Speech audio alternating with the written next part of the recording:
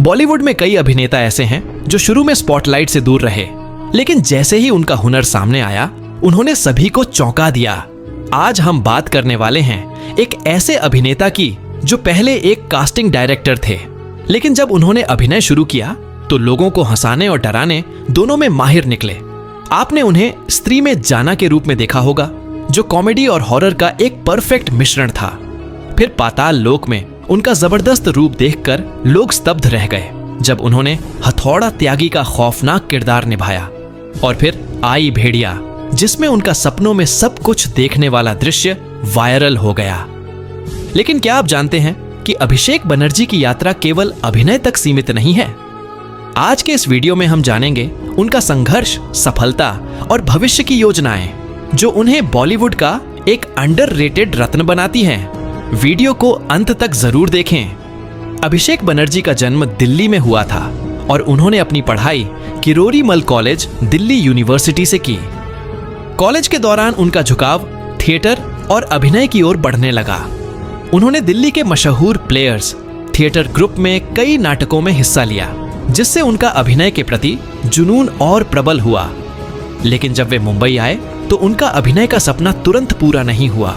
मुंबई आने के बाद उन्हें कास्टिंग डायरेक्टर के रूप में काम मिला, जिसमें उनका काम दूसरे अभिनेताओं को ऑडिशन के मौके दिलवाना था।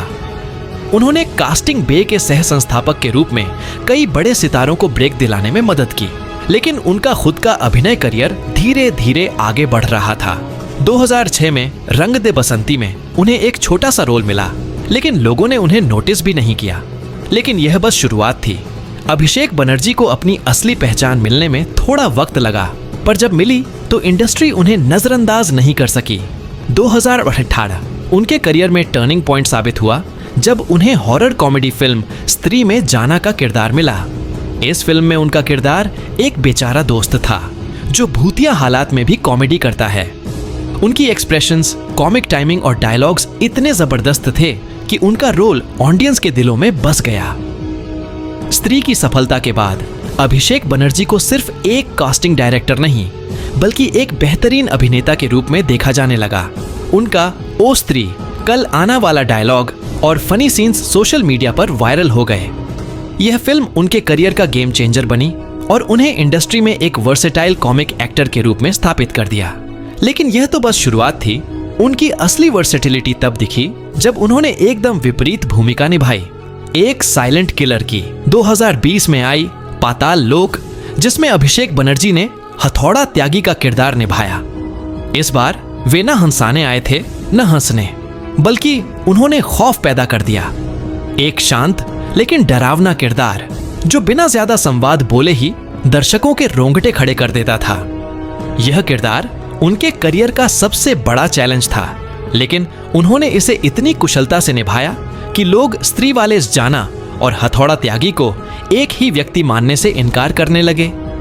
उनकी वर्सेटिलिटी ने उन्हें बॉलीवुड के सबसे प्रभावशाली कलाकारों में शामिल कर दिया। 2022 में अभिषेक बनर्जी ने फिर से जाना का किरदार निभाया, लेकिन इस बार और भी ज्यादा मजेदार अंदाज में।